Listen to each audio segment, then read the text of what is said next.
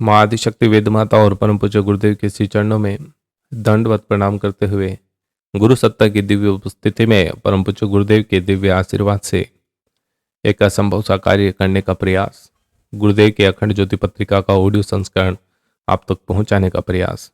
सज्जनों, गुरु प्रेरणा से ये कार्य हाथ में लिया और आप सभी प्रिय परिवारजनों के सहयोग से सफलता की ओर भी अग्रसर हैं। आपसे विनम्र निवेदन है कि प्रसंगों को ध्यानपूर्वक अवश्य सुने। हो सकता है कि आपको कभी कभी बोरियत लगे, लेकिन इसमें जो मार्मिक चिंतन गुरुदेव का है वो बड़ा विचित्र है।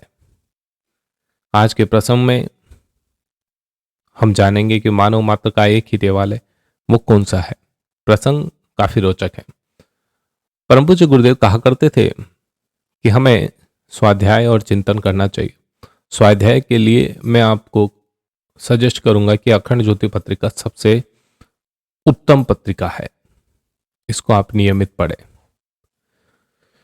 और चिंतन नियमित आप एक लेख पढ़ें और उसका चिंतन करें कि इसमें क्या समझाने का प्रयास किया गया। तभी आप पढ़ा हुआ जो है वो आपका कारगर होगा, अन्यथा उसका कोई अर्थ नहीं निकलेगा। चलिए बिना समय प्रसंग की शुरुआत करते हैं।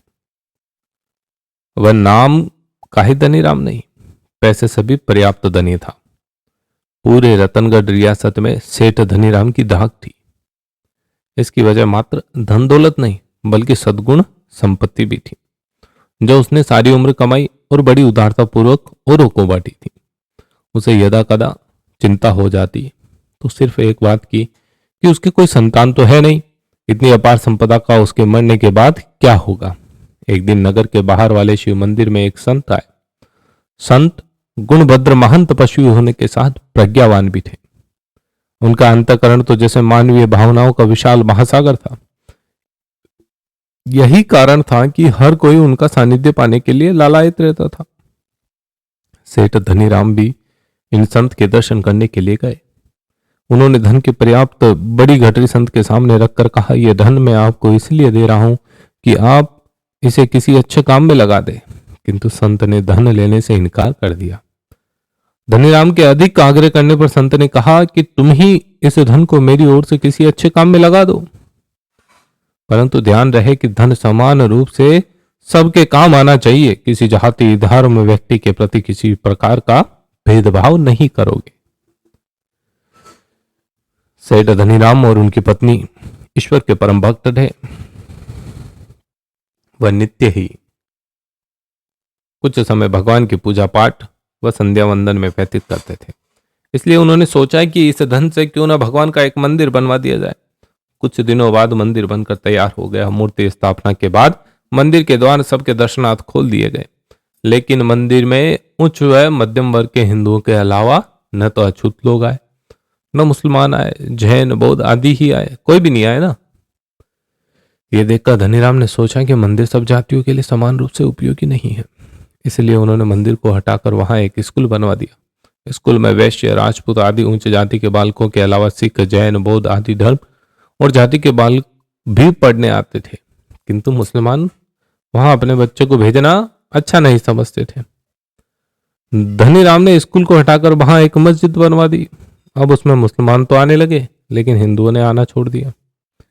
अछूत, जैन, बौद्ध, सिख न मंदिर में आते थे न मस्जिद में। इस बात से सेठ धनीराम को काफी दुख हुआ। वह सोचने लगे कि संत गुणभद्र ने तो कहा था कि धन समान रूप से सबके काम आना चाहिए, पर ऐसा काम क्या हो सकता था। इसी उधेड़ बुन में वह निरंतर डूबे रहते थे। अंत में बहुत सोच विचार के बाद उन्होंने मस्जिद को तोड़कर उसकी जगह एक अस्पताल बनवा दिया। उन दिनों वहां मुसलमानों का ही रास्ता। मुस्लिम समाज के कुछ प्रतिष्ठित व्यक्तियों और मौलवियों ने मस्जिद तोड़े जाने की शिकायत रियासत के नवाब से की। शिकायत सुनकर नवाब बहुत नाराज हुआ। उसने धनीराम को दरबार में बुलाकर डांटते हुए उसका कारण पूछा।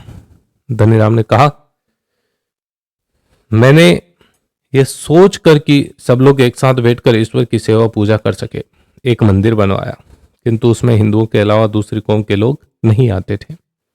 इसलिए मैंने मंदिर को हटाकर वहां स्कूल बनवा दिया, ताकि सभी जाति और धर्म के लोग एक साथ बैठकर पढ़ लिख कर विद्वान बने, अच्छे नागरिक बने।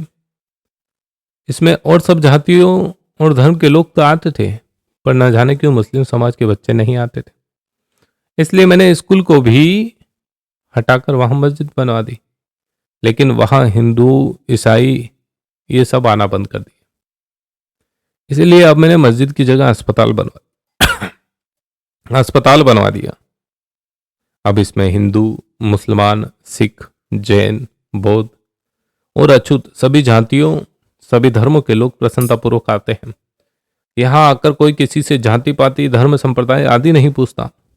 डॉक्टर, कंपाउंडर, नर्स आदि भी किसी से जाति या धर्म नहीं पूछते और सबको समान भाव से उपचार देते। यहाँ आकर सब लोग जाति या धर्म से ऊपर उठकर मानव बन जाते हैं। जिस प्रकार माली एक फूल को धागे में पिरोकर उनकी माला बनाता है, उसी प्रकार मैंने भी सब कौमों और धर्मों के आदमियों को अस्पताल रूपी धागे में पिरोकर उनको एक जगह इकट्ठा किया, एक दूसरे से जोड़ दिया। अब हुजूर आपकी न्याय कीजिए कि मैंने किसके दिल को दुखाया, किसके दिल को तोड़ा। नवाब धनीराम की बात सुनकर खामोशी के साथ उसके मुंह को देखते हुए सोचने लगा, सभी धर्मों का सार सेवा ही तो है। प्रेम पूर्ण हृदय से सभी की समान भाव से सेवा करके सेठ धनीराम ने तो हर मजहब का समान रूप से सम्मान किया। नवाब को इस तरह चुप देखकर शिकायत करने वाले दकियानूसी कट्टर लोग वहां से खिसक गए। सज्जनों, इस प्रेरक प्रसंग से आप ये सीख ले सकते हैं कि आप केवल कट्टर धर्मी ही ना बने। धर्म कभी लड़ना नहीं सिखाता, धर्म आपको आदर्श जीवन सिखाता है। आदर्श जीवन कैसे जिए, परिवार में माँ के साथ कैसा भी व्यवहार हो, पिता के साथ कैसा हो, बहन के साथ कैसा हो, समाज में कैसा व्यवहार हो, ये सारी चीजें धर्म सिखाता है। लेकिन आज कुछ धर्म के नाम पर आडंबर चल के धर्म में लड़ाइयां होती है, एक दूसरे के धर्म का, मजहब को नीचा दिखाना चाहते हैं। ये कुछ लोग अपना फायदा लेने के लिए करते हैं, इससे अपना जीवन स्तर नीचे गिरता है। जो फायदा लेना चाहते हैं वो कभी भी लड़ाइयों दंगों में नहीं उतरते, देखना कभी, और बाहर बैठे बैठे दंगों का मजा लेते हैं। मित्रों, उम्मीद करूंगा कि आप इस प्रसंग को समझ पाए होंगे, और यदि प्रसंग अच्छा लगा तो लाइक शेयर करिएगा। और अभी तक आपने अखंड ज्योति यूट्यूब चैनल को सब्सक्राइब नहीं किया तो सब्सक्राइब कर लीजिएगा। जय श्री राम।